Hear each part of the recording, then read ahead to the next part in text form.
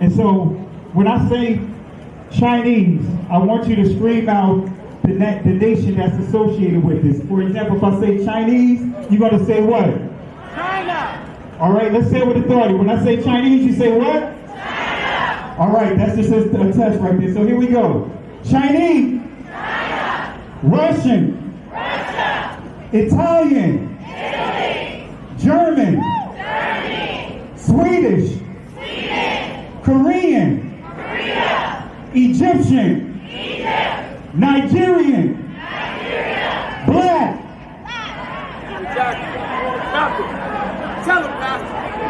Tell him, Pastor. Yeah, nothing. Yes. I hope you were able to successfully identify the issue. The lion won't sleep tonight, 'cause we woke now, and we woke now. I said the lion won't sleep tonight, 'cause we woke now, and we woke now. They want us to sell our souls to barter profit, like God's property. It's hard to market, so we steady to aim, keep your eyes on target. 'Cause when you got to drive, yeah, they'd rather you park it. But I don't valet, you ain't getting these keys. I'm keeping closed hands, I'm on bended knee. I'm just a reflection, dealing with 8 sections. Art mixed with life, you can feel the convection. Your lion won't sleep tonight, 'cause we woke now, and we woke now. I said the lion won't sleep tonight, 'cause we woke now, and we woke now. I said the Today, it is prohibited, and you can Google this, to do a DNA test in Israel. Totally forbidden. Wrong. It's illegal. It's a crime. You'll be jailed if you do a DNA test in Israel. Why? Because they know the truth will come out. You come from Poland, you come from Ukraine, you came from Europe, you came from everywhere else. And they were the original Middle Eastern Jews who lived together with the Muslims and the Christians for centuries. For centuries. So what happened to a lot of the Jews? You know what you are? You're an ancient Israelite. Ancient is there. That's who we are. That's who we are. So if you give me time, if you give me time, all that he said. I know. We don't have so many years. I know. Look at this. This is pages and pages of Yes. notes. And I promise we'll give more teaching. But here is my challenge to you. All right. I'm hearing some of your traditions. It's like the days of the Bible. Yes. Do you want to remain ancient Israelites, or you want to be Jews? Do you want to We are the party of common sense. I knew that once they had open borders, all of the countries, I didn't think about all over the world. I thought in South America, it's all over the world. Last week, a lot of people came in from the Congo, a big prison in the Congo in Africa. Welcome to the United States. They came in from the Congo. They came in from the Congo. They came in from the Congo.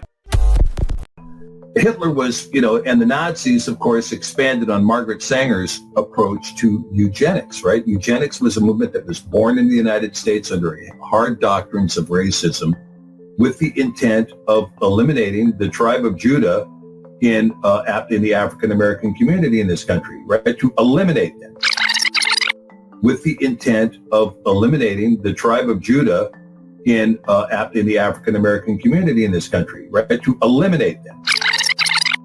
With the intent of eliminating the tribe of Judah in the African-American community in this country, right? To eliminate them. To all my Jewish friends, my Jewish brothers and sisters, stand tall. Stand tall. Do not let this fear, this sadness, this anxiety, and this dread overwhelm you. Draw strength from your family, from your friends, from your ancestors, and the worldwide bond that we share that has always put the battery in your back. We're used to being looked at as different because that's what we are. We are different, and that's a good thing. I know that Jews are looked at as weak, but we're stronger than you can imagine. That's why you hurl propaganda. We control all the money. We control the media because it's plausible. It's plausible because we're just that good. Smart, compassionate, moral, and strong people. And we need to stand taller than ever against all those sick, dumb, uneducated black tar in their blood who hate Jews because they ain't. You hate us because you ain't us. You know, it's going to be the first woman president. And that's incredibly exciting. And, you know, she's Indian, she's black, she's everything. You can be more than one thing. It's incredible. You know, I'm Jewish and Irish. I wish I was black. Every white Jewish guy wishes he was black. Every white Jewish guy wishes he was black. Every white Jewish guy wishes he was black. You can convert to Judaism. You can't convert to a blood family. You cannot convert to a race. Judaism is a religion. That's all it is. Judaism is a religion. That's all it is. Judaism is a religion. That's all it is. This story begins in October 1949, 1 year after Israel's formation. This is when Netanyahu was born, the second child of a historian. His paternal grandfather was a rabbi and a Zionist writer. His name was Nathan Milikowski. Later in life, he Hebraized his surname from Milikowski to Netanyahu, a name which means God has given. This is Yair Netanyahu's DNA test that has been leaked. You can see right there his Y DNA is RM198. Descendants of RM198 come from Poland, Russia, Germany, and other European countries. Does this look Semitic to you? Does this look Middle? We're going to take back our country, and we're going to make Israel great again, and we're going to make Israel great again. And we're going to make Israel great again. We're going to make America great again. We're going to make them both great again, greater than ever before. And you know what else, Jim? I just want to say this to our Christian friends, you know, just to call it as it is and say it straight out, you know, you guys are worshiping one Jew. That's a mistake. You should be worshiping every single one of us because we all die for your sins every single day. And that's exactly what's going on here. Yeah. We're all God's firstborn, and we're dying for your sins right now because the Jewish people in the land of Israel are the bulwark against the orcs. Mm-hmm. Okay? The orcs are coming not to a theater near you, but to your home. And Michael Brown, I am Caucasian, even though my last name is Brown. Michael Brown, I am Caucasian, even though my last name is Brown.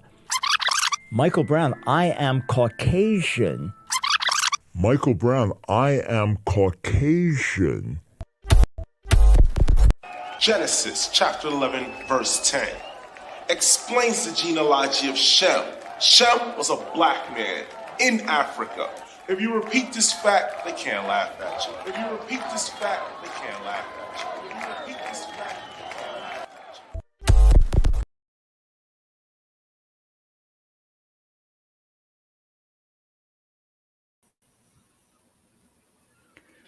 you. I want to say peace and blessings to everyone.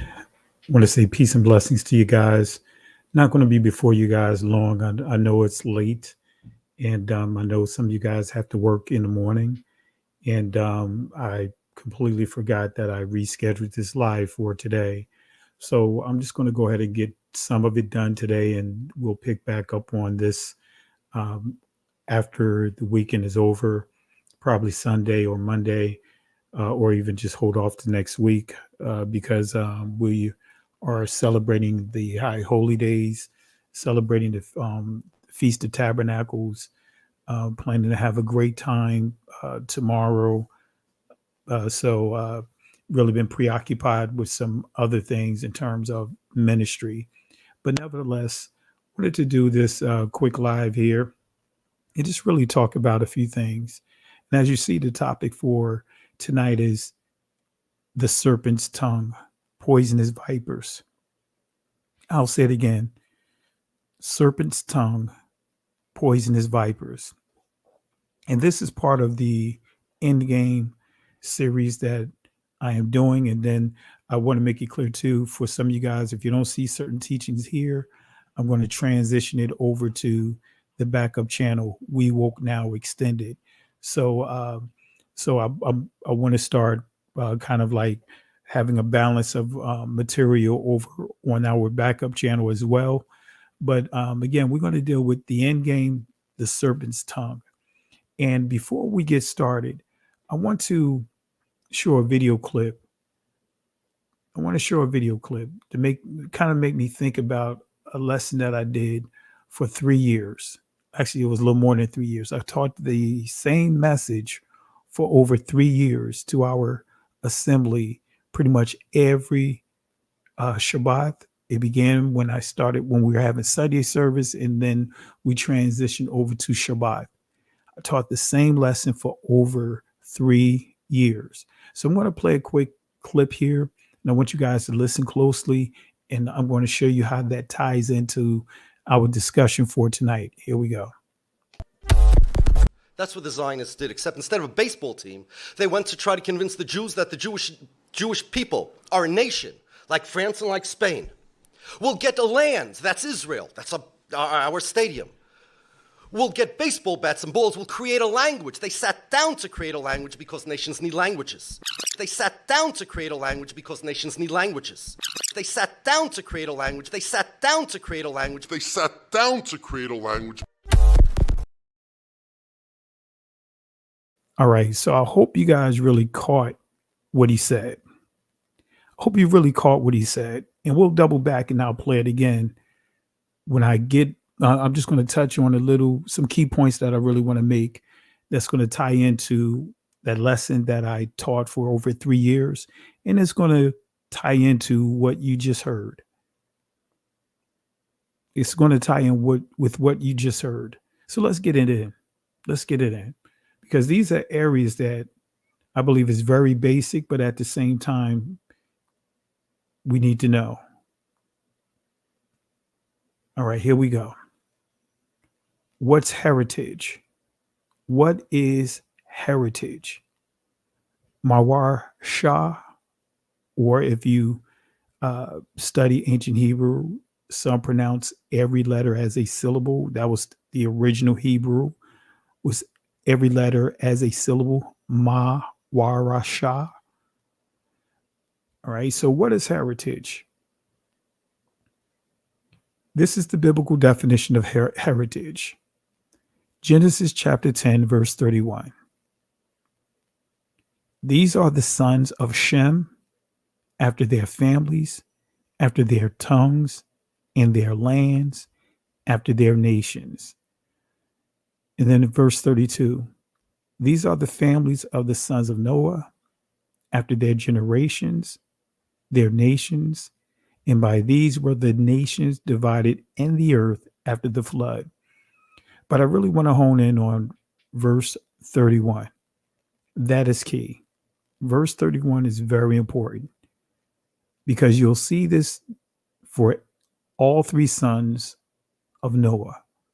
You'll see land, family, and tongues, or family, tongues, and land. Why is that important? And it says after their nations. Now, where you see in verse 2, dealing with the isle of the Gentiles, that word Gentile is a word of confusion because Gentile simply means nation. So when you pay attention or really do your deeper dives or deeper discoveries on the Isle of the Gentiles, simply means people that live near the water, live on the islands. That's basically what it means. But that word Gentile, contrary to what it means now, it never meant anyone that's not a Jew. And that word Jew is a word of confusion as well. But nevertheless, these are the sons of Shem after their families, after their tongues, and their lands, after their nations. So the question is, what does families, tongues, and land represent? Let me ask that question again. What does the families, tongues, and land represent? Let me go ahead and put this inside the chat too.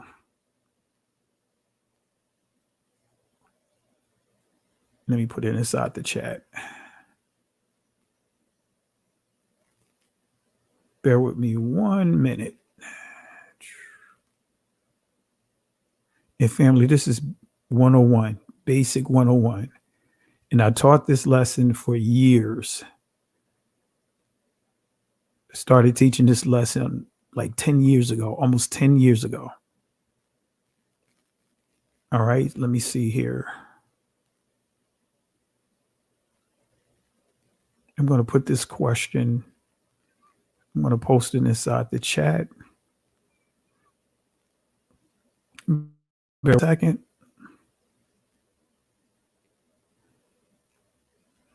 All right.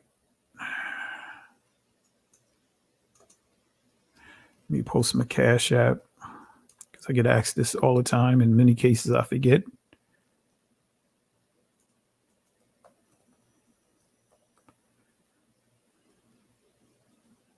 All right, let's see here.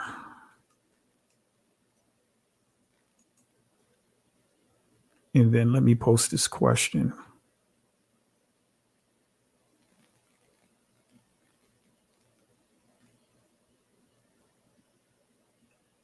All right, here we go.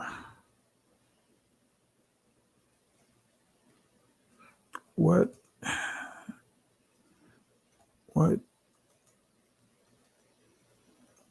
does family, tongues, and land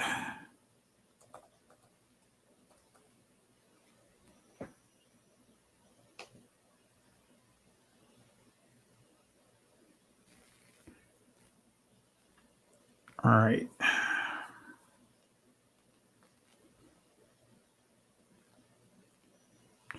Actually, you know what? No, I'm not going to put a question out. Initially, I was. I'll just ask that question for you guys, and I'll look at the chat. What does the families, tongues, and land represent? If you know what it represents, type it inside the comment section. But what does it represent? Family, tongues, land. I'm going to answer it anyway, but let's go ahead and see what it means. Let's see what it means. All right. So let me go ahead and put my mouse back over. Still trying to get used to some of this equipment here. All right. What does family, tongues, and land represent? I'm going to answer the question. They represent nation. In the ancient Hebrew pronunciation of this word, Ga-yam. Ga-yam. Someone pronounce it with the wa, Ga-wa-yam. Masculine plural. Ga-yam. And the Israeli pronunciation of it is Goyim or Goyim. But in the ancient Hebrew is Ga-yam or Gawa-yam. So they represent nation.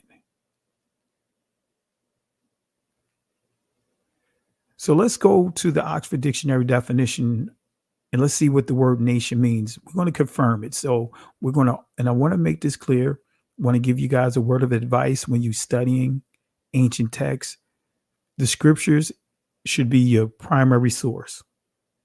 Start with the scriptures, then everything outside of it will be secondary. But start with your primary source, the scriptures. Now I'm going to use a secondary source that's going to confirm what the scriptures laid out. This is coming from the Oxford Dictionary definition of the word nation. And it says, large body of people united by common descent. So that's people, history, culture, or language. So we see people, we see language, and it says inhabiting a particular country or territory. There we have it. It just confirmed what I just pointed out. It just, in a nutshell, confirms what I just laid out. So what does family, mashpakat, tongues, lashon, lands, arats, and nations represent? Let me say that again. What does families, mashpakat, tongues, lashon, land, arats, right? And some will say aratazah, all right? But the ancient pronunciation of it is arats, all right? So again, I'm dealing with ancient Hebrew. I'm not dealing with the Israeli language. I want to make that clear because there's a difference in ancient Hebrew versus Israeli language, because this letter right here is silent, and you're pronouncing the marks that's associated with this. All right, so I want to make sure you guys understand this. So the ancient pronunciation is mashpakat, tongues, lashon, and land, arats.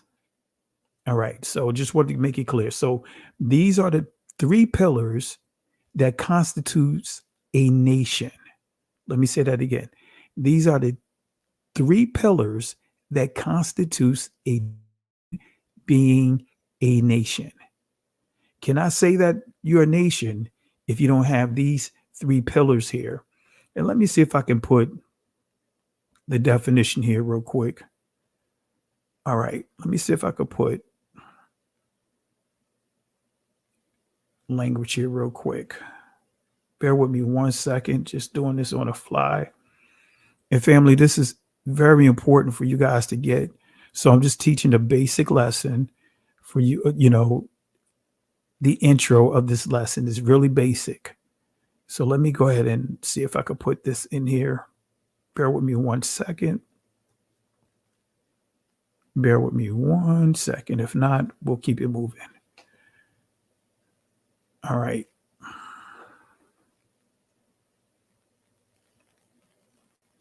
Let me see.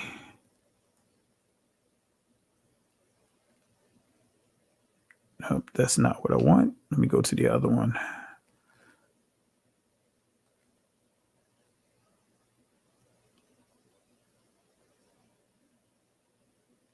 All right. And I want to show you something here. And this is important for you guys to get this down, because I know many teach the Israeli language, but I want to show you again, as I pointed out, there is a difference between the two. All right, let me put this other one up here.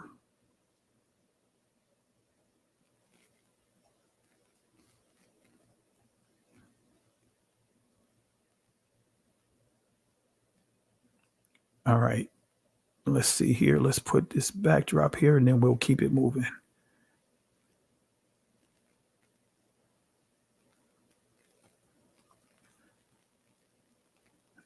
All right, let me do this here. Almost there. Just fixing the slides real quick. All right, so let me explain something real quick, because I want you guys to see the importance of language. And that's one of the major pillars that tends to be brushed aside. All right, and I'm going to show you, and I'm going to let you hear with your ears what the manipulations that occur to the ancient language. Now, as you see here, this Hebrew word here, or this is not even the Hebrew word, this is the Israeli influence of this word, lashon, right? Lashon, it means the tongue. It also says literally, used literally as the instrument of licking, eating, speech. All right. So let me allow you to hear something real quick, because I really want you guys to pay attention to this. Because ancient Hebrew, as I said again, did not have any O sounds, did not have any U sounds, did not have any E sounds, did not have any I sounds. And I encourage you guys to go back and look at the playlist that says Hebrew, and I give some basic lessons there and give sources proving this. Let me play this one video clip. I play it from time to time whenever I get on or touch on subjects like this, but I want you guys to listen carefully. Here's a chart that summarizes vowel class and length. And you can see across the top the three classes, ah, e, and u, and then down the side the four lengths, long, medium, short, and very short. So let's just go over this chart. We'll start with the ah class vowels. The long vowel is cholam vav, and you'll recall that this says O as in snow. Now you might wonder why an O vowel is in the ah class, and this is because of historical considerations. Originally there was no O sound in Hebrew. Everything that is a chol. All right, so you heard it with your own ears. There was no O sound in ancient Hebrew. I got the sources to back it up. There was no O sound. That is a 9th century interpolation of the language. There was no E sounds. There was no U sounds because the U comes from the O. The original vowel was ah, and everything beyond that, everything outside of that, all the vowels outside of that is nothing more than the manipulation of the original ah sound. Even when you see the sequence of the vowels, pretty much give you an indicator of how the vowels were, the ah was manipulated and stretched out. So it was a ah sound. So as you see here, you see these marks here, right? You see this is the patak, right? I mean the comets, right? And you see these dots here. The when you see this dot to the right of the letter, it makes a sh versus a s. And then here you see a vowel letter. This is what the teacher of ancient Hebrew was pointing out. All right. So again, this is the comets. I said patak initially, but actually the patak will be just a dash. Here, this is what is called the cholam vav. There was no vowel letters in ancient Hebrew. And this is kind of helping me get over to shortly when we start dealing with the serpent's tongue. So we see this is how they make this word or pronounce this word. This is the key to hone in on their accents. Lashon. So again, this is cholam vav.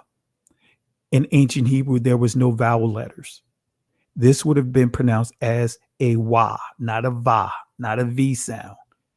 All right. So the ancient pronunciation of this word right here would be la shawan, not la shon, not la shon.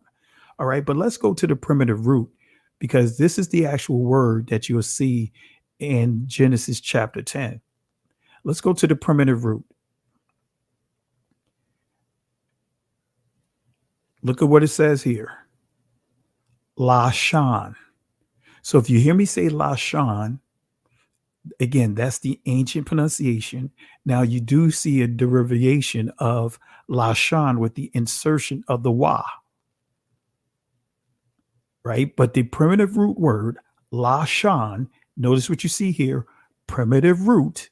So this tells you that this is the original word, Lashan. We see here to lick.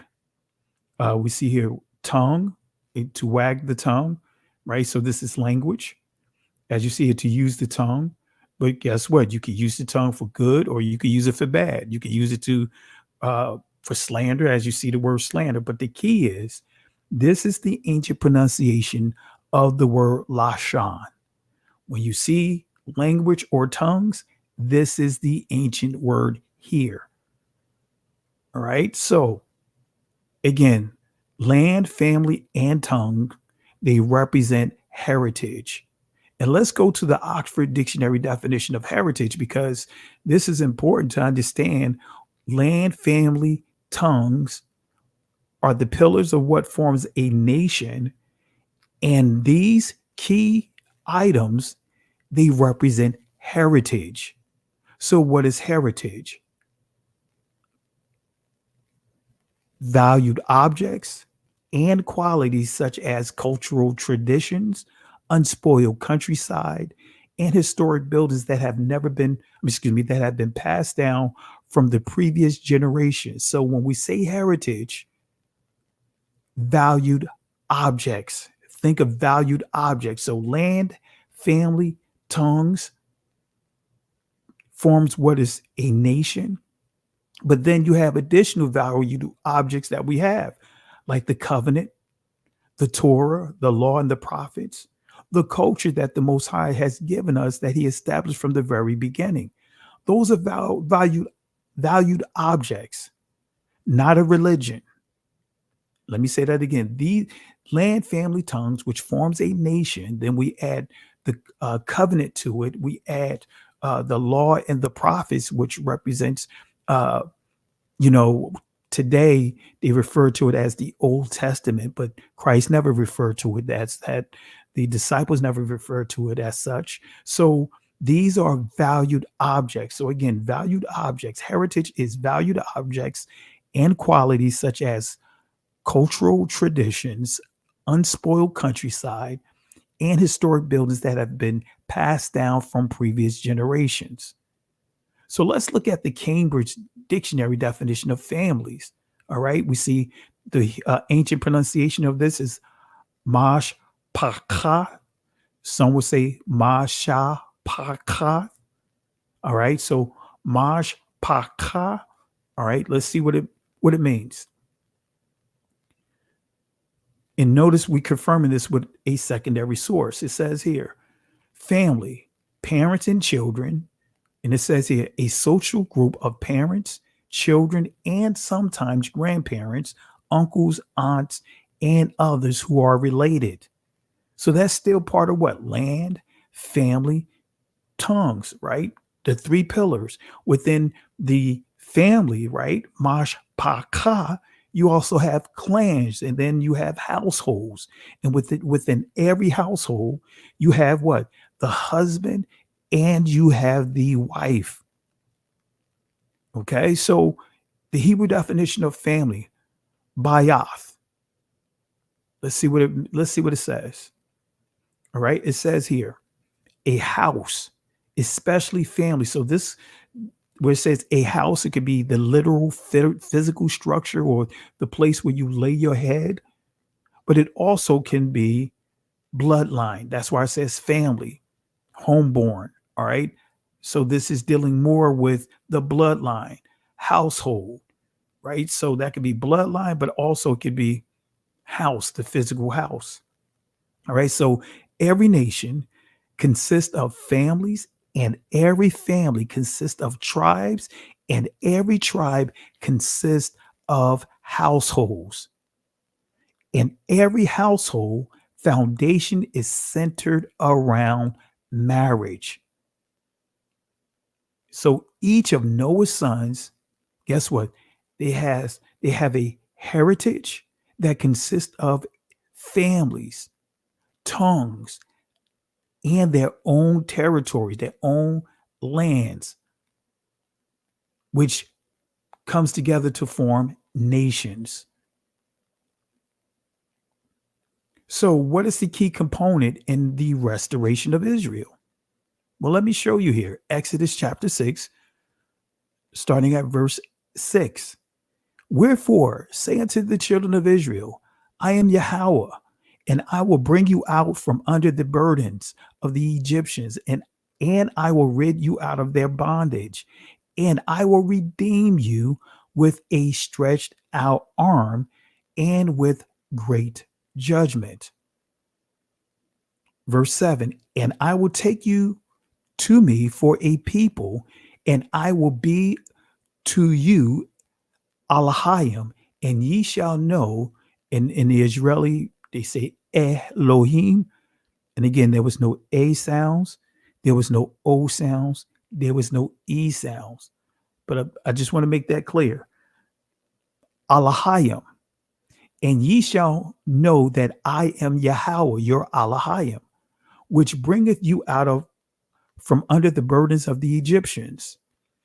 And I will bring you in unto the land, Arat, concerning the which I did swear Nash or Nasha to give it to Abraham, Abar Raham, to Isaac, Yatzchak, right? Or in the Israeli, I'm not going to even go there.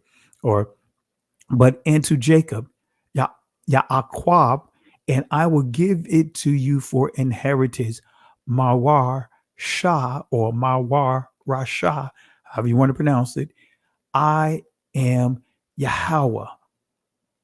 I am Yahweh's. But the key here, I will bring you in unto the land.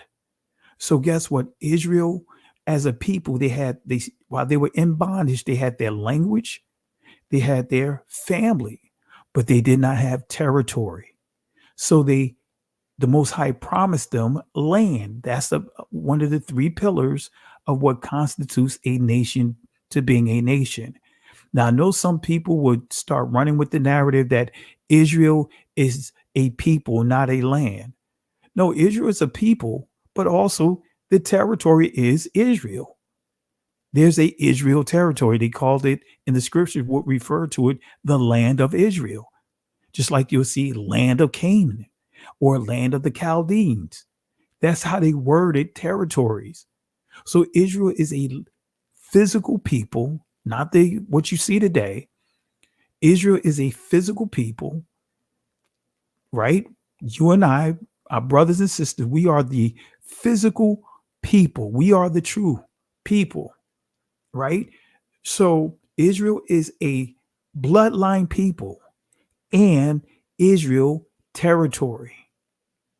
Of course, we know what happened to the territory. But anyway, just want to make it clear here so that way you guys, we're on the same page. All right.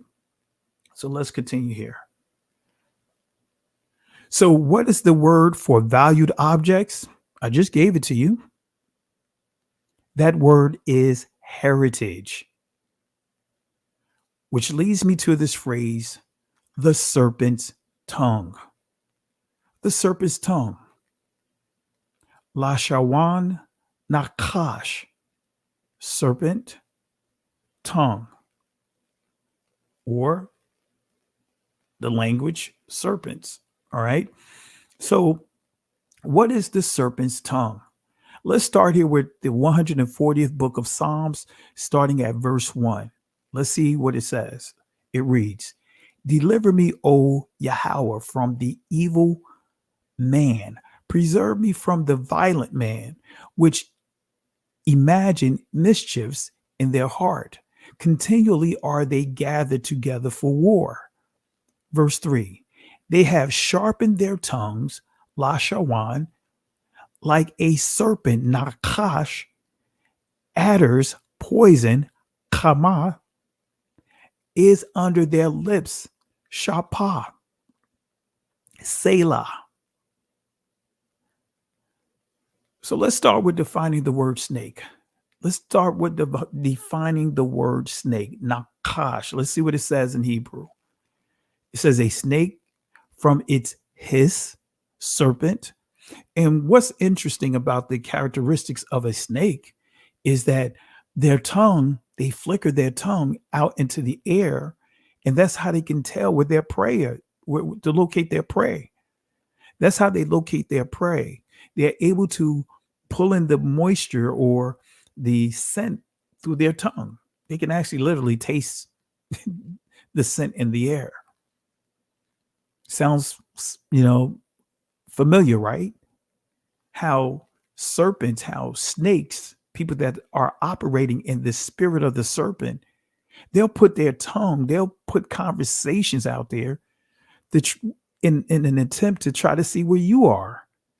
I'm sure you guys been there before. Someone call themselves making up or starting up rumors, lies, just to see how you respond, so they can get a better understanding of where you are. See, that's one of the characteristics of a snake. Most snakes have poor eyesight. So they have to put their tongue, right, in the air to locate their prey. So again, a snake, from its hiss, serpent. So let's go to the Hebrew definition of poison. We're going to bring this together. Kama, and in the ancient Hebrew, kamath. So let's go to the definition of this word. It says here, heat, anger, poison, from its fever, hot displeasure, furious, heat, indignation, wrath. Sounds familiar, right? Sounds familiar about a group of people who's operating, who's heated at the original people, actually heated at every people. Anger, poison, very poisoning. This group is very poisonous. Hot displeasure, furious, heat, indignation, wrath, wrathful. So let's summarize this text that I highlighted. The first 3 verses of the 140th book of Psalms.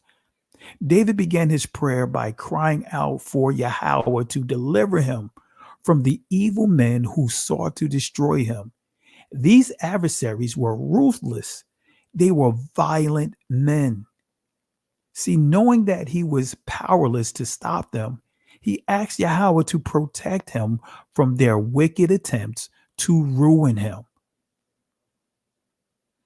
So what are some of the attributes and behaviors of this serpent?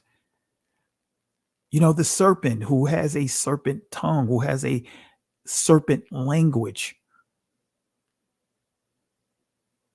What's some of the attributes? What are some of the behaviors of the serpent? Because not only do they have a language, but they have a certain type of behavior. You can really identify who's who. Well, let's let the scripture speak. Let's start with this word invasion, because that's one of the attributes. This is one of the behaviors of the serpent people, the people who have been empowered by the serpent. One of the behaviors is invasions. They may call it migrations, but actually it's invasions. So invasion, an assault, attack, act of entering a country or territory as an enemy. Invasion, attack, assault. As we see here, an invasion, attack, invasion. So again, an assault, attack, act of entering a country or territory as an enemy. Now, in many cases, they will come into this particular people, this serpent people. They have a way of giving the illusion that they're migrating when actually it's an invasion. The goal is to get into key areas within the government that they want to take over. They want to enforce their power. So invasion. It goes on to say to go, come, or get into, enter violently, penetrate into as an enemy. We see this happening today by a group of people that are warmongers, that are entering into somebody else's territory that never belonged to them. Let me for those that may try to figure out who I'm referring to, who is this group of people that are, to come, to go, come, or get into, enter violently, penetrate into as an enemy, assail, assault, make an attack on, to go, to walk, go hastily. Who are these people? Who are these people? Well, let me help you guys out. Let me give you an idea of who these people is. You can convert to Judaism. You can't convert to a blood family. You cannot convert to a race. Judaism is a religion. That's all it is. Judaism is a religion. That's all it is. Judaism is a religion. That's all it is. So I think you guys know who I'm referring to. I think you guys caught on to who I'm referring to. These are the people that took an identity that did not belong to them and then call themselves flipping that identity back to us. Like they created this word, Jew, Jewish. Those are not ancient words. Those are actually Old English words. And we're going to deal with a group of Old English people who use Old English words. So that word Jew is not an ancient word. And unfortunately, many of our brothers and sisters cannot let go of the Jew word, whether it's Jew or Jewish. That word intended, the intention of that word was not the ancient Israelites. But that word Jew is a word of confusion. And this right here encapsulates the agenda. You know what you are? You're an ancient Israelite. Ancient Israel, that's who we are. That's who we are. So if you give me time, if you give me time, all that he said. No, we don't have so many years. I know. Look at this. This is pages and pages of notes. And I promise we'll give more teaching. But here is my challenge to you. All right. I'm hearing some of your traditions. It's like the days of the Bible. Yes. Do you want to remain ancient Israelites or you want to be Jews? Do you want to remain ancient Israelites or you want to be Jews? Do you want to remain ancient Israelites or you want to be Jews? See, that is a Messianic rabbi by the name of Rabbi Shapira. That short clip should open up your eyes for those who still insist are trying to take that word Jew and say, hey, Jew means, we, the original Jews. We are the original Jews. No, we're not. We're not. We are the original Israelites. And if you're blood descendants of Judah, you are the original Yahwadah. Yahwadayam or Yahwadayah. In Israeli, they say Yahudi. But you are the original, we are the original Israelites. The word Jew, when did it become synonymous to all of Israel? I want to make sure you guys understand this. This is part of the serpent's tongue.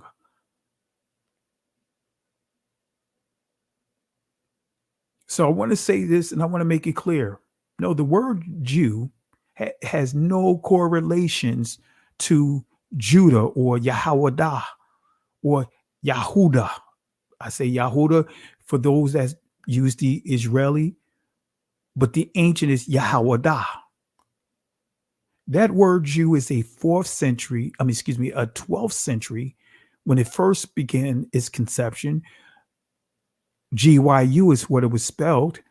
But then by the time we get to the 17th century, the creation of the letter J, then we see the JEW, which is used for a political reference. And 4 definitions were added to that word to identify, to hijack with the agenda of what? Creating a people. Creating a people. Let me let you hear this one more time. Creating a people. Let me let you hear this one more time. Creating a people, creating a language, and hijacking territory. That's what this rabbi was saying here. I didn't put the whole clip here. I thought I had it all, but I didn't. Here it is. That's what the Zionists did, except instead of a baseball team, they went to try to convince the Jews that the Jewish people are a nation, like France and like Spain. We'll get a land, that's Israel, that's our stadium.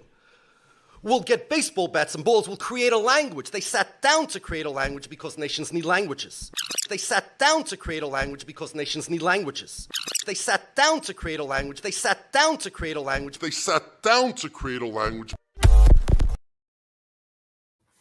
Now, he just summed it up. He said they convinced the Jewish people that they're a nation, when actually, as he pointed out, being a Jew is a religion. It has nothing to do with bloodline. Let me play it one more time for those that are having a hard time grasping this. You can convert to Judaism. You can't convert to a blood family. You cannot convert to a race. Judaism is a religion. That's all it is. Judaism is a religion. That's all it is. Judaism is a religion. That's all it is.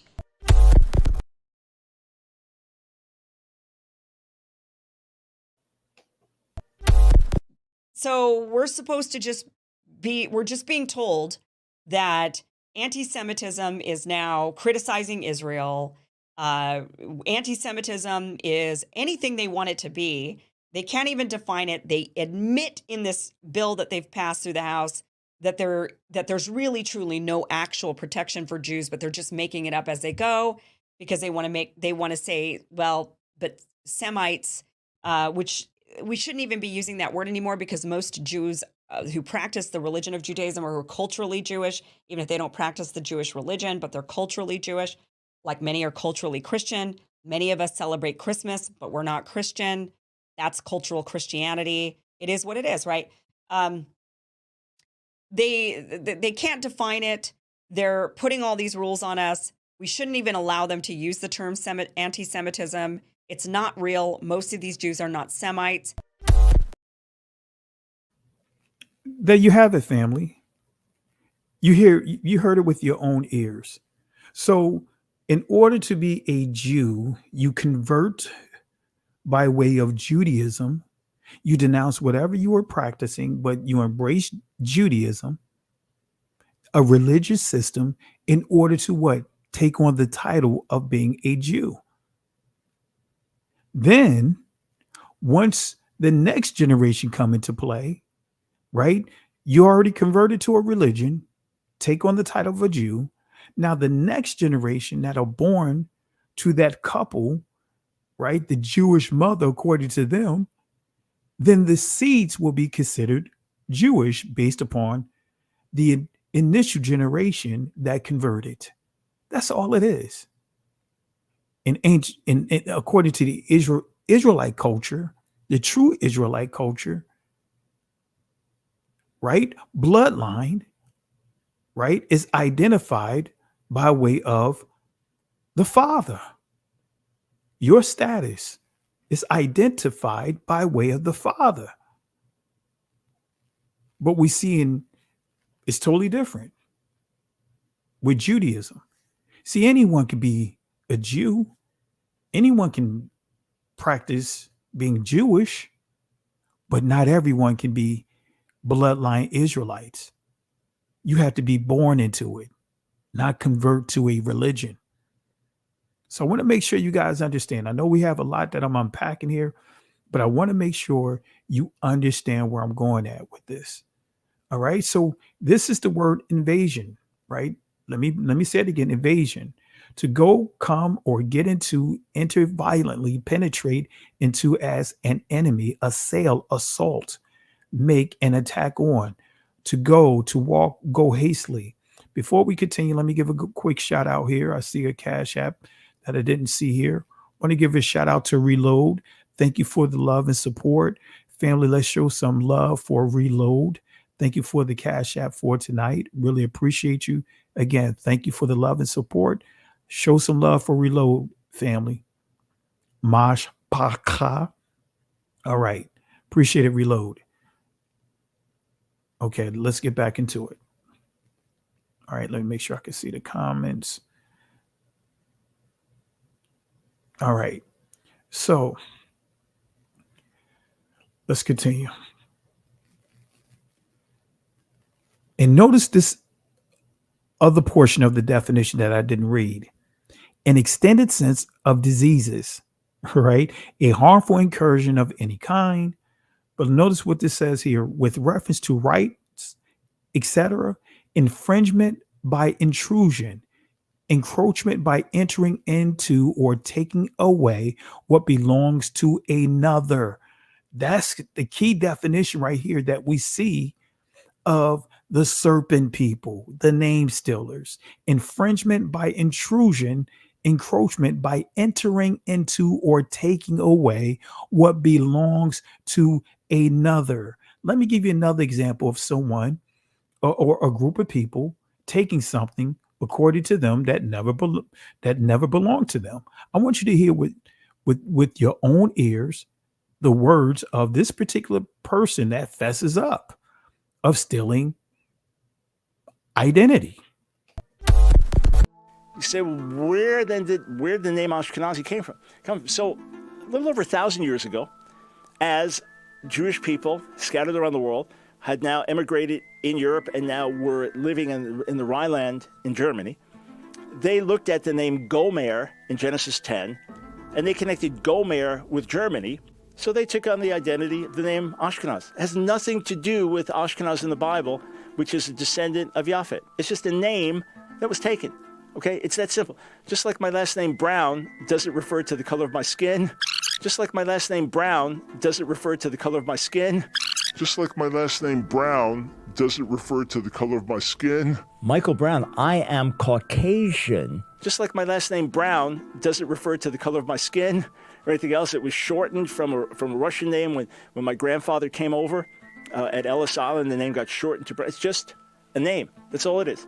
So the idea that Ashkenazi Jews are descended from Japhet is a myth, 100% false, zero truth to it. Just study the history. Now, let me just give a quick garbage can. I haven't pulled the garbage can out in a while. Let me pull the garbage can out.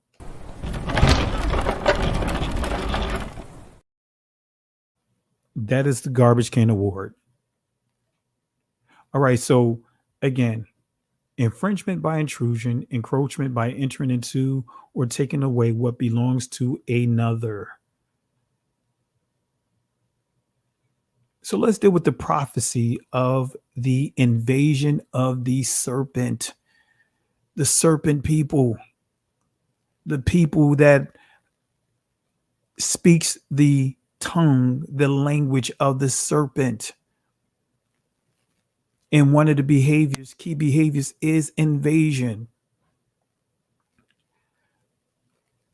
Let's go to Revelation chapter 9, starting at verse 1.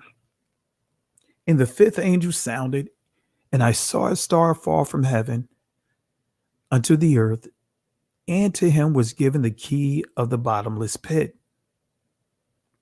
He opened the bottomless pit, and there arose a smoke out of the pit, as the smoke of a great furnace, and the sun and the air were darkened by reason of the smoke of the pit. And there came out of the smoke locusts upon the earth, and unto them was given power, as the scorpions of the earth have power. And it was commanded them that they should not hurt the grass of the earth, neither any green thing, neither any tree, but only those men which have not the seal of Yahweh in their foreheads. And to them it was given that they should not kill them,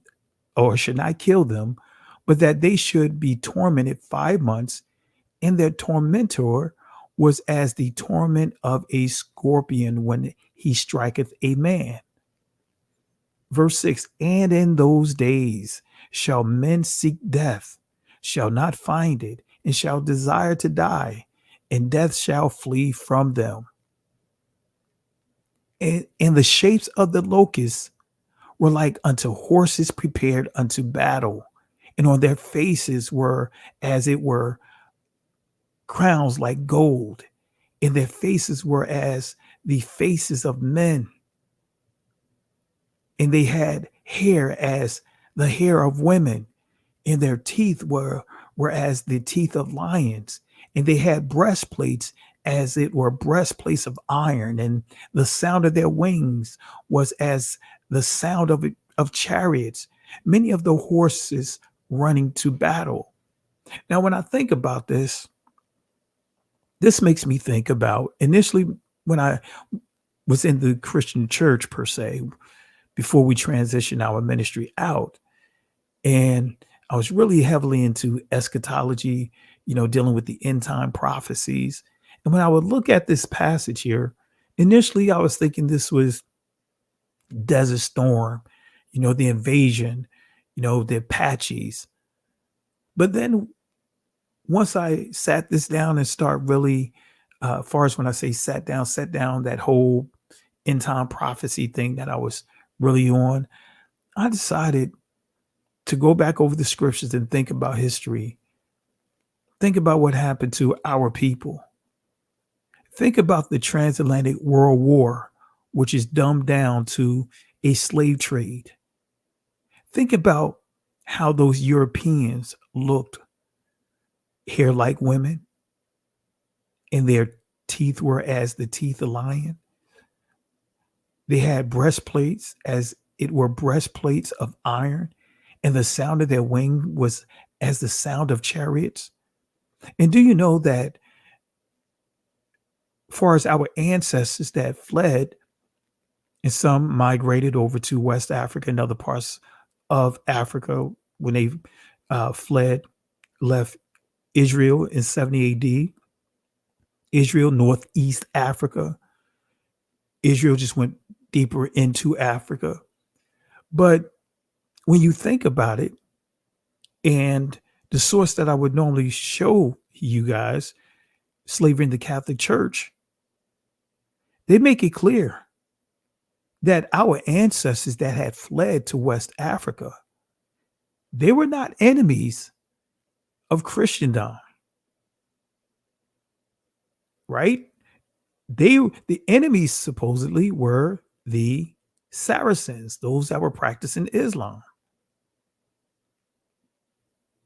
But this lines up so much with the transatlantic world war. The cannons, which will be loud sounds, the ships. Anyway, so much you can unpack here. So let's deal with the key reputation of the serpent. Let's go to Revelations chapter 9. In verse 10, this is what it says. And they had tails like unto scorpions. Make me think about the cat of nine tails. And there were there were stings in their tails. And their power was to hurt men 5 months. Even when you think about the cannons that was coming out of these ships, think about how a ship would look. Wouldn't one of these slave ships look like a scorpion? Especially the way that it was designed. Many of those ships having, especially when you think of, let's start with the Vikings. Think about the Viking ships, how they were designed. And then you have the oars sticking out on the sides, look like legs, almost looks like a scorpion. And then when you start looking at some of the early ships, slave ships, think about it, family. So it says, and they had tails like unto scorpions, and there were stings in their tails, and their power was to hurt men 5 months. And think about again those cannons, how they stood out of those windows. And they had a king over them, which is the angel of the bottomless pit. Angel, messenger, right? Because when you think about the word angel, think about messenger. Who was over these people at the time? Who had the authority? It was the Pope. Pope Nicholas V, the original Santa Claus. They had a king over them, which is the angel of the bottomless pit, whose name in Hebrew tongue is Abaddon. But in the Greek tongue hath his name Apollyon. So again, they had a king over them, which is the angel of the bottomless pit. So when we go back to Revelation, let's skip over to chapter 13. And some of this may be familiar to you guys, maybe a refresher, but I like to go over this from time to time just to make sure that you guys, certain things you just don't let go, just so that way you remember. All right. So let's see what it says.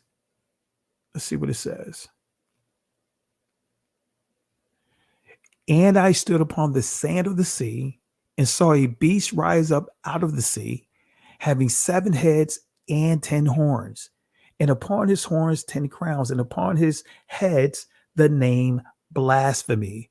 And when you see the word name, right, Sham, it could be a literal name, but we know in this text we're dealing with the reputation, the character, the fame of this beast, not a literal name. Of blasphemy, naat, blasphemy, profane. Verse 2, and the beast which I saw was like unto a leopard, and his feet were as the feet of a bear, and his mouth as the mouth of a lion.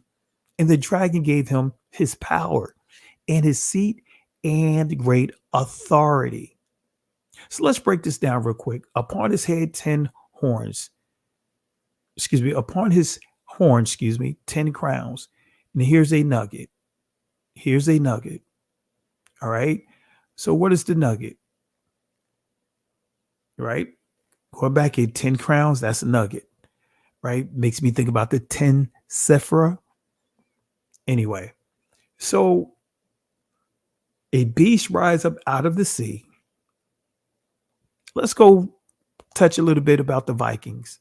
The Vikings explorer who beat Columbus to America. Nearly 500 years before the birth of Christopher Columbus, a band of Europeans, and mind you, Christopher Columbus never set foot in these Americas, right? Didn't set foot in this portion of the Americas at all. So nearly 500 years before the birth of Christopher Columbus, a band of European sailors left their homeland behind in search of a new world. Their high-proud Viking ship sliced through the cobalt waters of the Atlantic Oceans as winds billowed the boat's enormous single sail. After traversing unfamiliar waters, the Norsemen aboard the wooden ship spied a new land, dropped anchor, and went ashore half a millennium before Columbus discovered America.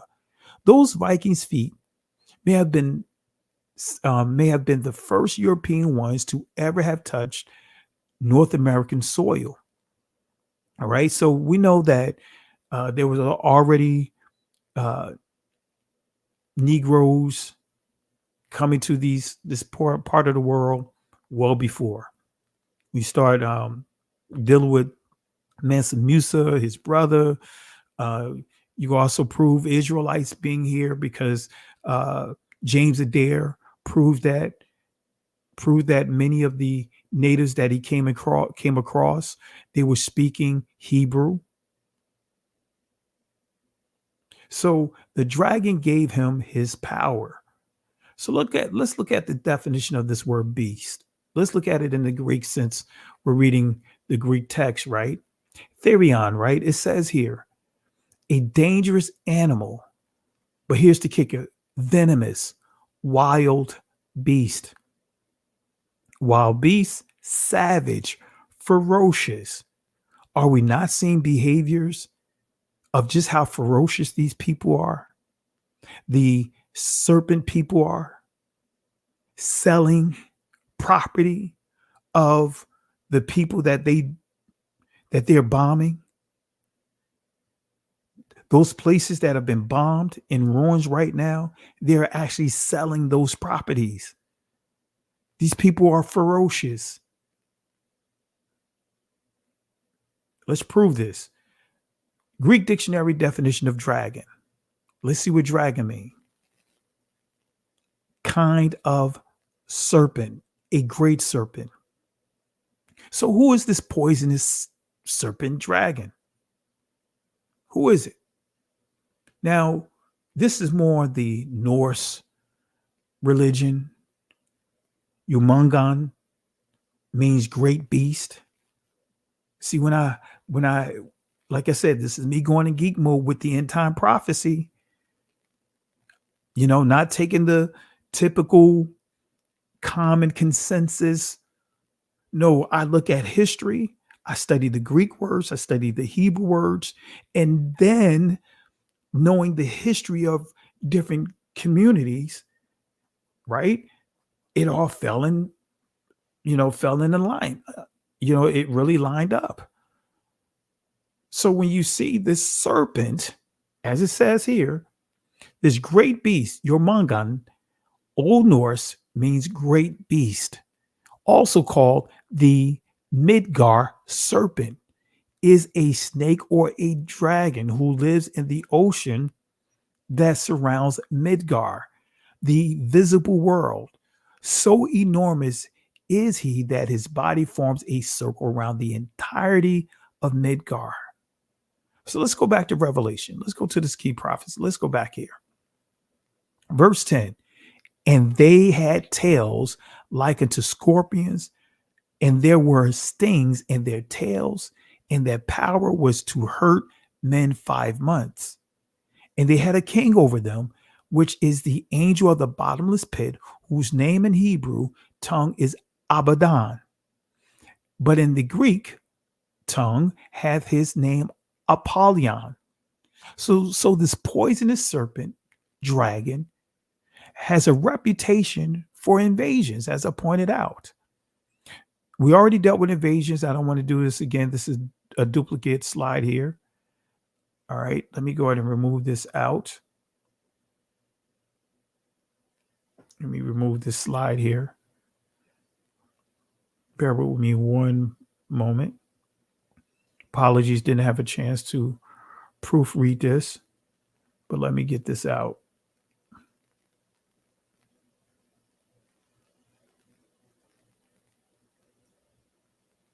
All right.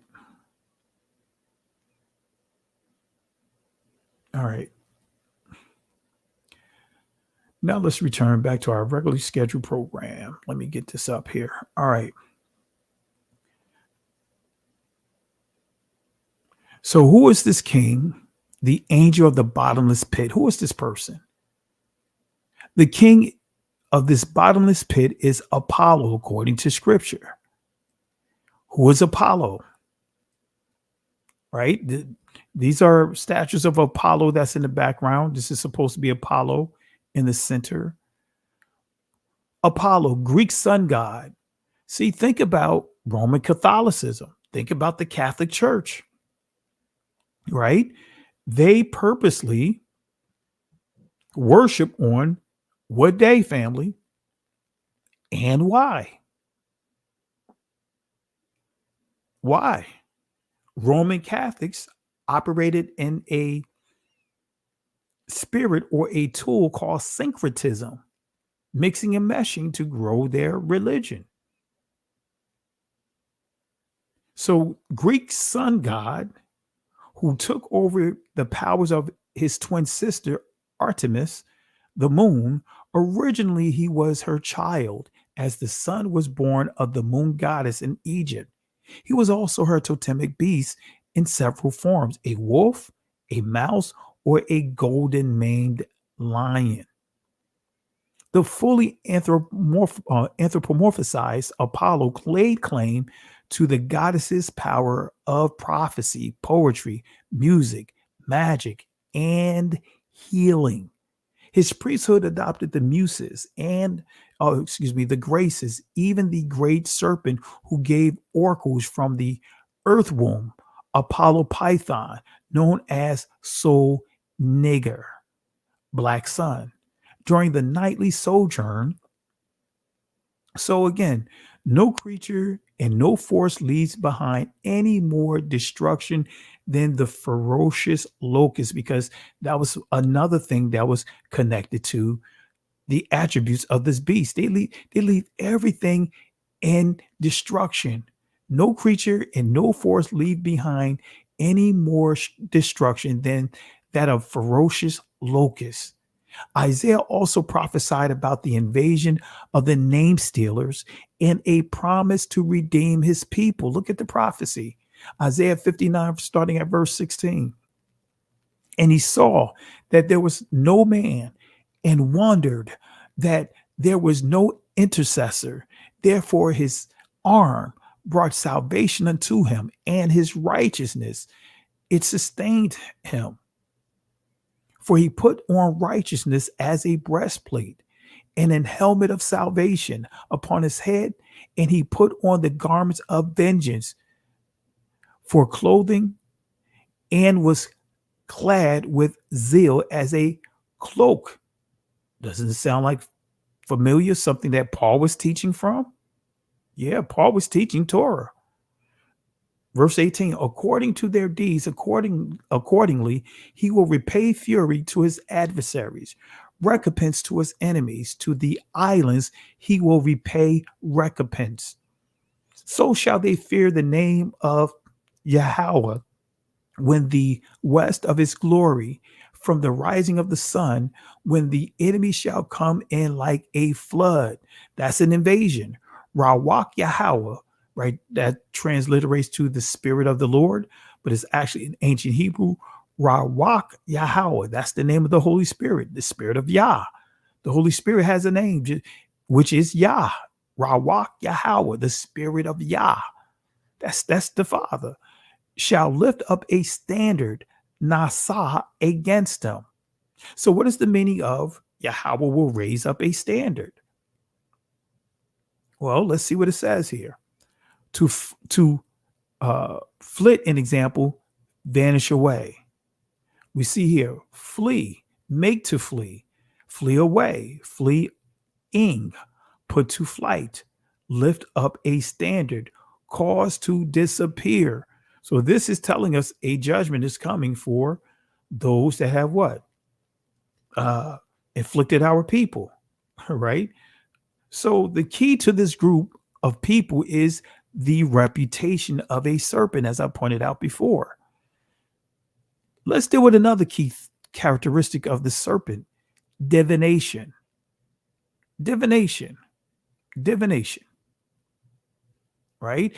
The Greek word puthon, which means oracle. We see here the name of the region where Delphi, gastric, stomach, that's what this word means. The seat of the famous oracle was located, a python. In other words, by analogy with the supposed diviner. Inspiration, soothsaying. So this is another attribute of this beast. In Greek mythology, the name of the Pythian serpent or dragon that dwelt in the region of Pytho at the foot of Parnassus in Phocis, and was said to have guarded the oracle of Delphi, and had been slain by Apollo. But again, spirit of divination, dealing with that damsel, right? That young damsel. She was enslaved.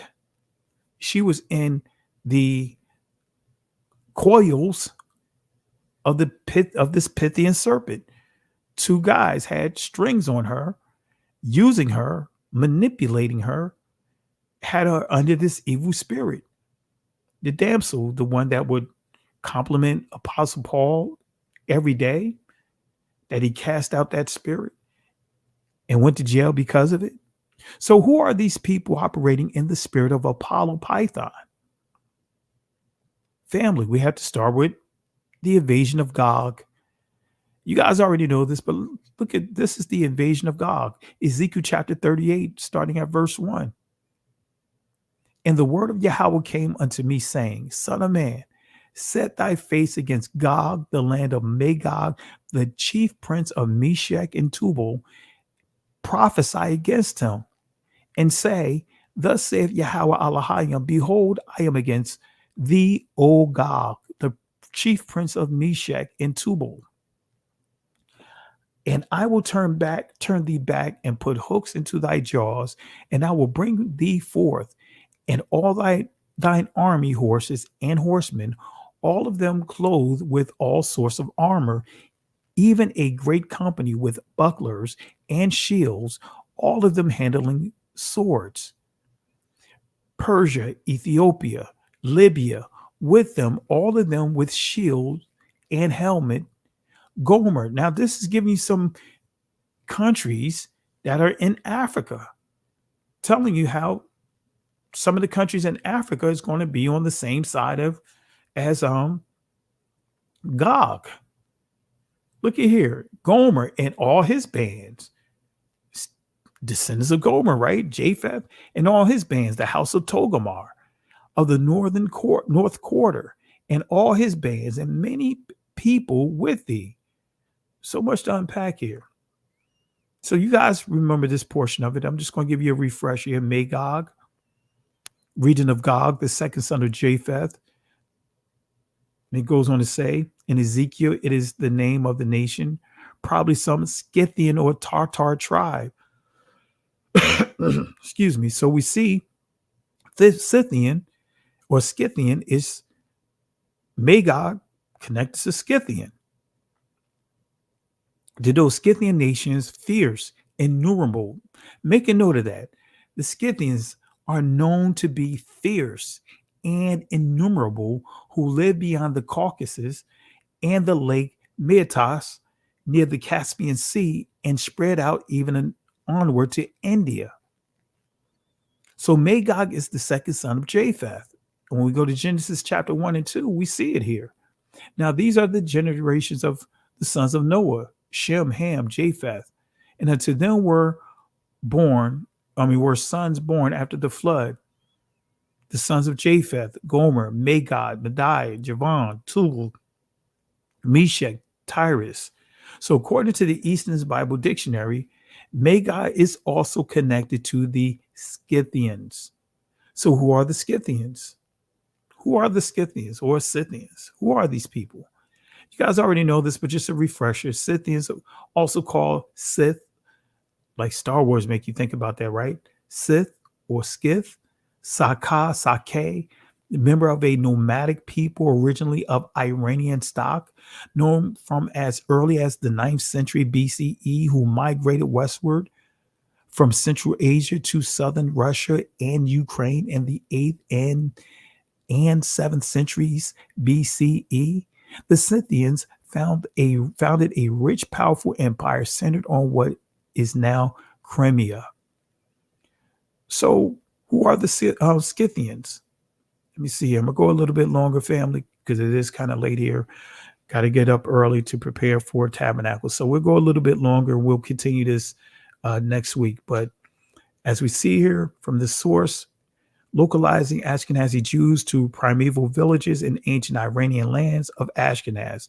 So this source is connecting the Scythians to the Ashkenazis, to the Iranians, to the Mountain Jews, as you see here, to the Turks, right? So anyone that tried to say that the Arabs that you see of today are the descendants of Ishmael, that is completely incorrect.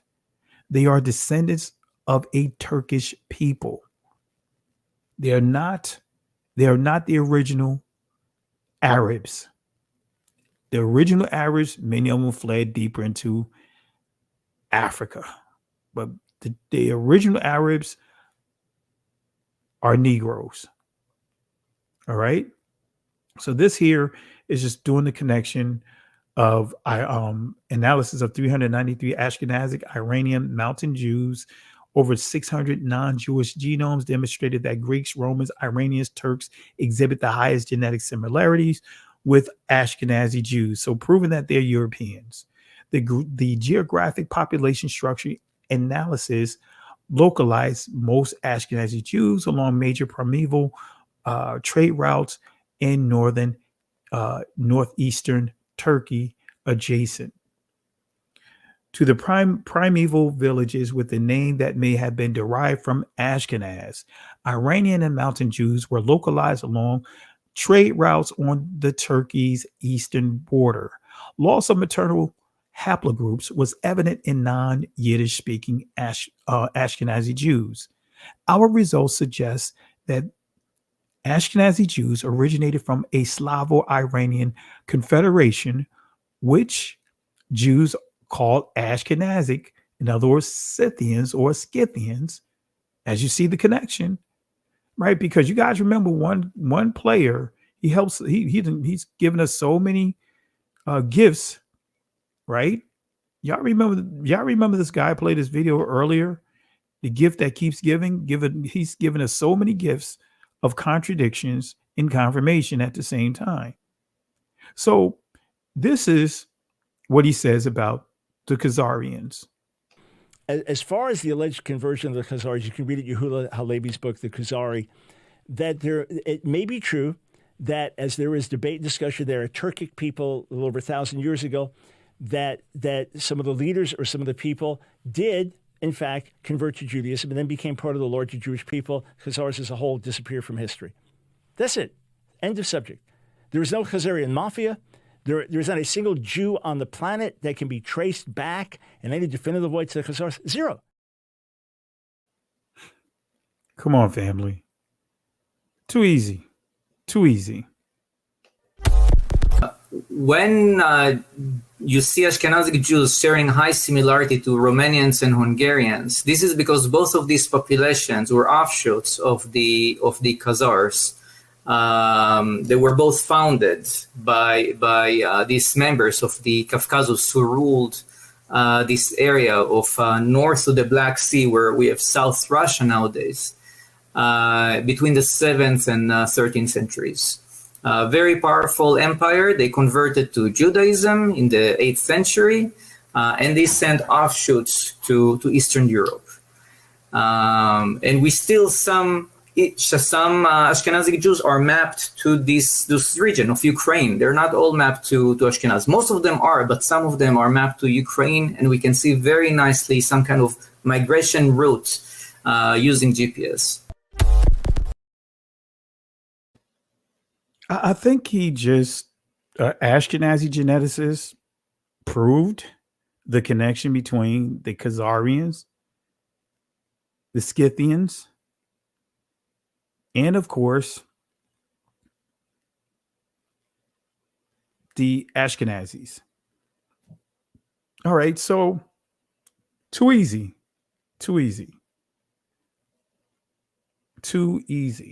Let's continue.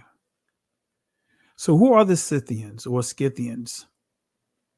The Anchor Bible Dictionary gives some information about Ashkenaz, and we'll see how Ashkenaz is connected to the Scythians. First descendants of Gomer, who is the first offspring of Japheth. It goes on to say Ashkenaz appears along with Ararat and many as a kingdom called upon to oppose Babylon. All right. Who appeared between the Black and Caspian Seas in the 8th and 7th century BC. It goes on to say, driving out the Cimmerians and threatening the Assyrians. For Herodotus, these people came to be called Scythians. So we see the connection between the Ashkenazis and the Scythians. The correspondence of the consonants Ashkenaz is Kuzu, Scythians is obvious. So now this is getting in more of the phonology. Not going to get into all of that here. It says here, present archaeological evidence for a distinctive Scythian culture begins in the 7th century. Also says possible portrayals of Scythian appears on the 9th century reliefs of Ashurbanipal II, but the first Neo-Assyrian mention of Iskuzu occurs during the time of Sargon II in the 8th century BC, driving back the Cimmerians. The Scythians were able to push south to dominate Asia, Media, in the latter part of the 7th century BC. About this time, a Scythian raid against Egypt was stopped by Psammetichus I, and this is recorded in the works of Herodotus. He records the Scythians and their barbarian behavior. All right. So later of history, the Scythians, in the question of their identification with the enemy from the north, mentioned in the first part of Jeremiah. All right. So according to the Anchor Bible Dictionary, the Scythians are the descendants of Ashkenaz. Right. The Scythians are descendants of Ashkenaz. The Ashkenazis are Scythians. But guess what? Again, I'll let you hear one more time from the gift that keeps on giving. We'll play it one more time and then we'll close this out. All right, we'll give it a few more minutes to close this out. Here's the gift that continues to give. I had to say it a few times, but anyway, but this is what he has to say about the Ashkenazis. Where is it? Okay, it's ducking me, but here it is. You say, well, where did the name Ashkenazi came from? So a little over 1,000 years ago, as Jewish people scattered around the world had now emigrated in Europe and now were living in the Rhineland in Germany, they looked at the name Gomer in Genesis 10, and they connected Gomer with Germany, so they took on the identity of the name Ashkenaz. It has nothing to do with Ashkenaz in the Bible, which is a descendant of Japhet. It's just a name that was taken.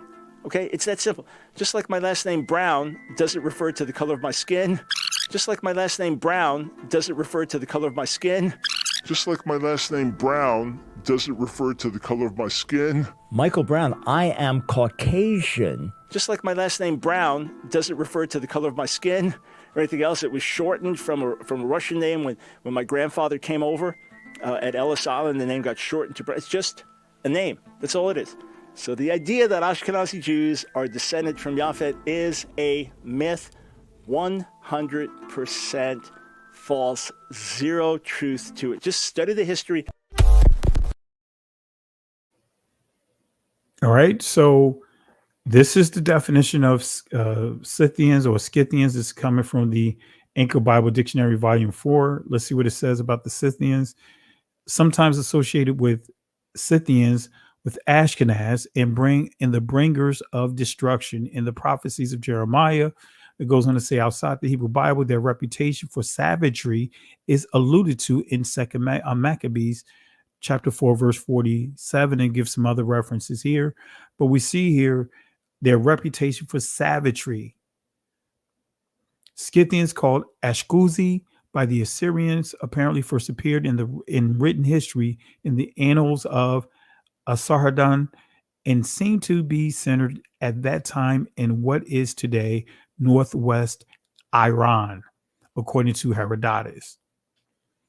Scythians ruled over the Near East for 28 years after entering the area from the north. Excuse me. All right. So it goes on to say the Scythians continue to be mentioned in texts of the Babylonians, Persians, Greeks as allies and as enemies through the 4th century. All right, so you get the gist of it, family. I'm not going to read all of this, but nevertheless, let's deal with the savagery, because it says outside the Hebrew Bible, their reputation for savagery is alluded to in 2 Maccabees 4 and 47. All right, whereupon Ptolemy, taking the king aside into a certain gallery, as it were to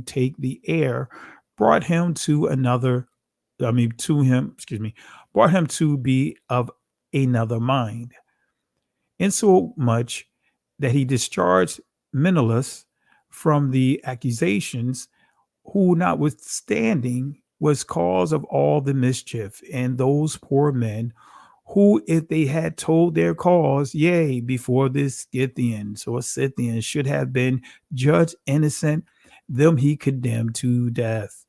So these serpent people are known for their manipulation and savagery. Research. Let me show you some of their savagery, their barbaric acts and behavior. Research tests 2,400-year-old leather and realize it's made of human skin. December 20th, 2023. Researchers test 2,400-year-old leather and realize it's made of human skin. A group of horse riding warriors kept some gruesome battle trophies. Scythians in modern-day Ukraine made leather out of human skin. A team of researchers has determined, likely as a macabre trophy item, the discovery affirms a claim by the ancient Greek historian Herodotus, who wrote extensively on the Scythian way of life. In their work, the researchers used paleoprotemics to establish the sources of leather found on 14 different Scythian sites in southern Ukraine. Let me say that again. Leather found on 14 different sites, Scythian sites in southern Ukraine. The manifold sources: sheep, goat, cattle, horses, and yes, human hair, suggest that the equestrian steppe group had a sophisticated knowledge of leather working. So this is confirming how barbaric they were. Yes, human skin for leather. So why is this historical barbaric fact important to know? Because guess what? This serpent people, right? They contributed to the enslavement of our people.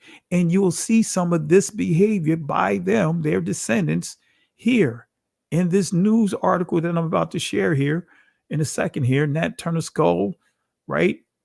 This is right here, Nat Turner skull in my student purse of skin. Nat Turner, it says Turner skull was not the only one in circulation. 19th century newspapers occasionally advertised that a decapitated head had been discovered. All right, so this is just dealing with, Nat Turner. You guys already know what they did to him, but let's give some additional important reasons to know how barbaric these people are. Guys, remember this: leather from human skin. That's right, family. Leather from human skin. I'm going to drop this down inside the comment section just so that way you guys can vet this source. All right, let's see what it. Let's get down here. Man, we made some great strides here, but we got a ways to go. I'm not going to do it tonight. We're going to wrap up when we do dealing with this barbaric actions here. All right, so let me put this link inside the comment section.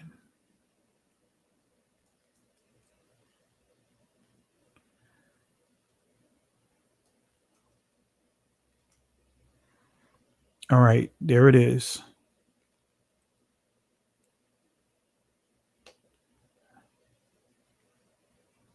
All right. Let's see what it says. I remember that 2 or 3 years ago, I incidentally referred to a prominent physician of the city wearing shoes made from the skin of Negroes. He still adhered to the customs, insisting that the tan hide of an African makes the most enduring and the most pliable leather known to man. Only last week, I met him upon the street with a brand new pair of shoes. I looked at his footwear as I always do.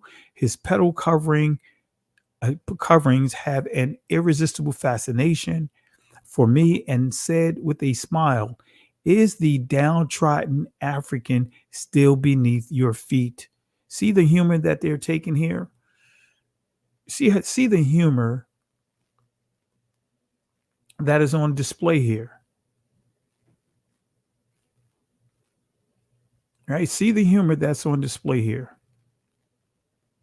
Makes me think about some of the clips that I played, like this one here about the agenda that this particular guy exposed. If I can find it. All right, I can't. Oh, here it is. Hitler was, and the Nazis, of course, expanded on Margaret Sanger's approach to eugenics, right? Eugenics was a movement that was born in the United States under hard doctrines of racism with the intent of eliminating the tribe of Judah in the African-American community in this country, right? To eliminate them. With the intent of eliminating the tribe of Judah in the African-American community in this country, right? To eliminate them. With the intent of eliminating the tribe of Judah in the African-American community in this country, right? To eliminate them. All right, so it makes me think about that. But it goes on to say here, getting back to this article here, is the downtrodden African still beneath your feet? In the most matter-of-fact way, and without the shadow of a smile, answered, I suppose you mean to inquire if I still wear shoes made of the skin of a Negro. I certainly do. And I don't propose changing in that respect until I find a leather that, in other words, he was saying that is better. So why is this historical barbaric fact important to know? Going back here, the young doctor who presented them to her recently returned from an extended foreign tour, and he told her that he had purchased them from a Turk in Alexandria. A word? What? A Turk? A Turk from where? In Alexandria. And that he did not know what sort of leather they were made of, but he supposed it was the skin of some wild animal. As a matter of fact, the skin came, the type, or should have been came. The skin came from a Negro cadaver, which was once prone on a Jefferson College dissecting table. The leather was prepared in Wamsdorf. The rosettes on the slippers were deftly fashioned from a Negro's kinky hair. So they used our hair, they used our skin for shoes, for belts, for pillows, you name it. So again, the Scythians occupied what is called modern day Russia and Ukraine. This same area where this group is getting so much money, the same area where with over 14 sites of the Scythians showing that they were using human skin as leather. There's another group of Russians who are connected to the Ukrainians, and they are the Khazars. You guys already know this. The Jewish community, as we know them, fall under two main groups, Sephardic and Ashkenazi Jews. The Ashkenazi Jews are the East European Jews, which were found in Poland, Russia, Germany, and Western Asia. This group of Jews make up 90% of the so-called Jews in the world. The Jewish Encyclopedia of 1905 revealed that the main stock of the Jews came from this people known as Khazars or Khazaria. A people of Turkish origin. So come on, family. These are, when you look at the Ashkenazis and you look at the modern Arabs, they are Turkish people. They are relatives. A people of Turkish origin whose life and history are interwoven with the very beginning of the history of the Jews of Russia. But you see the connection here. The kingdom of the Khazars was firmly established in the most of southern Russia long before the foundation of the Russian monarchy by the Varangians. Jews have lived on the shores of the Black and Caspian Sea since the first centuries of the Common Era. Historically, evidence points to the region of Ural as the home of the Khazars. Okay, so this is another article confirming their invasions, which is being classified as migrations, tracing lost history from the Caucasus to Europe. Dr. Koja Spori. According to some scientists, large parts of the so-called European or Caucasian civilization, included the Indo-European languages, originally came from the area between the Caucasus and the Volga. Ashkenazi Jewry deriving from the ancient Khazars can also be traced back to the same era. But yeah, Dr. Brown said that, there's not a single person, not a single Jew who could trace their heritage back to the Khazars. But this doctor did. He traced his heritage back, and many others. I embarked on an overland trip from the Caspian Sea in the Caucasus to Central Europe, following in the footsteps of our ancestors to learn more about our history on a road trip from east to west. So the migration of these people is described as the characteristics of a serpent. I'm just going to read a little bit more, and then we're going to wrap this up. So this is the migration pattern. Looks like a snake. Really said, we could go beyond a migration, call it invasion. All right. So as we see here, what is it? Walker wandering, however you pronounce this word, is usually described as a nation migration period of Germanic people from east to west. Right. So it goes on to say, pushed forward by climatic changes and or enemies from the Asian steppes, like the Huns, and another Volcarandarum. Actually, I believe it's Volcarandarum. I'm butchering it. But anyway, view this migration is rather seen as invasions of joint Turco-Gothic forces. Why do we see the Turks again? Again, the Turks are not Shemitic people. They are descendants of Japheth. All right, related to the Khazarians. Actually, that's what the Khazarians are, Turkish people. In a more delicate interpretation, the invading steppe forces were manipulating with an invisible hand the sheep-like resident peoples into nation building. And this is the key. When you see nat, that word nat, or that prefix or whatever, nat equals snake, symbol of rebirth. So we see the connection here. All right, let's fast forward. Don't want to get into all of this. Let me see here. Is this a good point to stop? Let me look at my PowerPoint family because I'm tired. Not getting tired. I was going to say getting tired. No, I'm tired and about to take it down. Let's see how far down we are.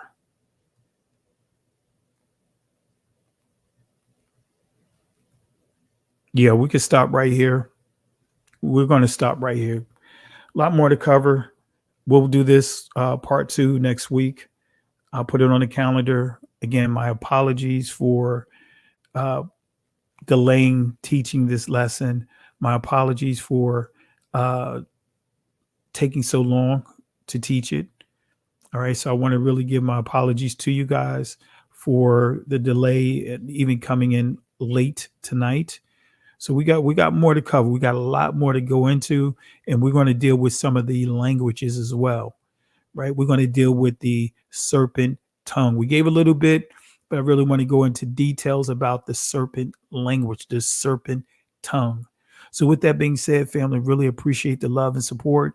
And I want to encourage you guys, if you haven't hit that like button, hit that like button. I think according to the chat right now, we had over 500 people watching at different parts of the time of this presentation, and we only have 103 likes. Come on, family, we got to do better than that.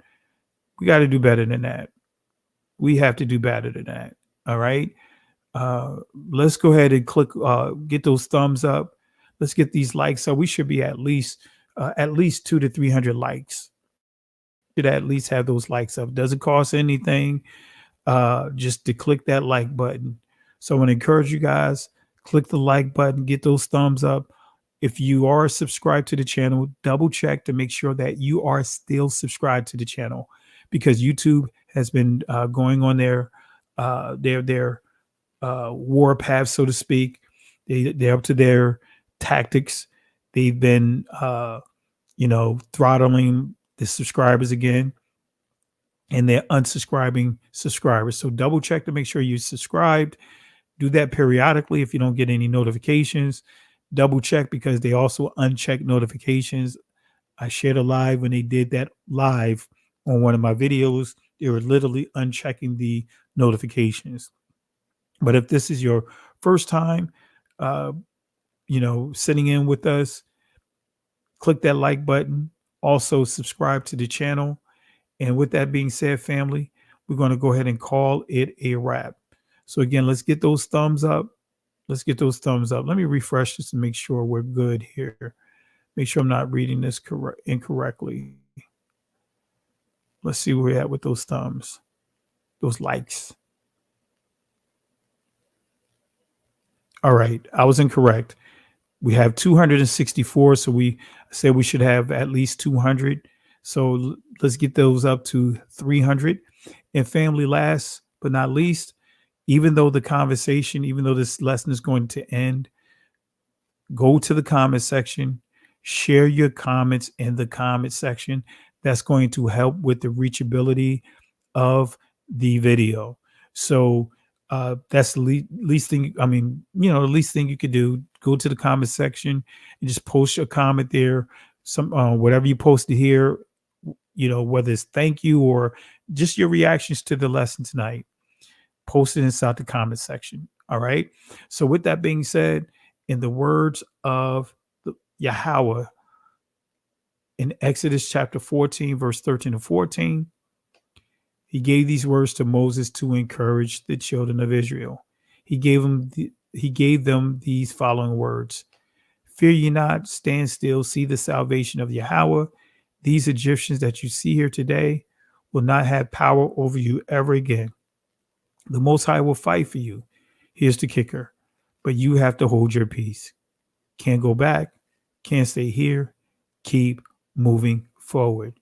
Shalom. Listen, Genesis chapter 11, verse 10 explains the genealogy of Shem. Shem was a black man in Africa. If you repeat this back, Genesis 14, verse 13, Abraham steps on the scene. Being a descendant of Shem, which is a fact, means Abraham too was black. Abraham, born in the city of a black man, called Nimrod, grandson of Ham. Ham had 4 sons. One was named Canaan. Here, let me do some explaining. Abraham, Isaac was Jacob had 12 sons, for real, and these were the children of Israel. According to Genesis chapter 10, these were the children of Israel. According to Genesis chapter 10.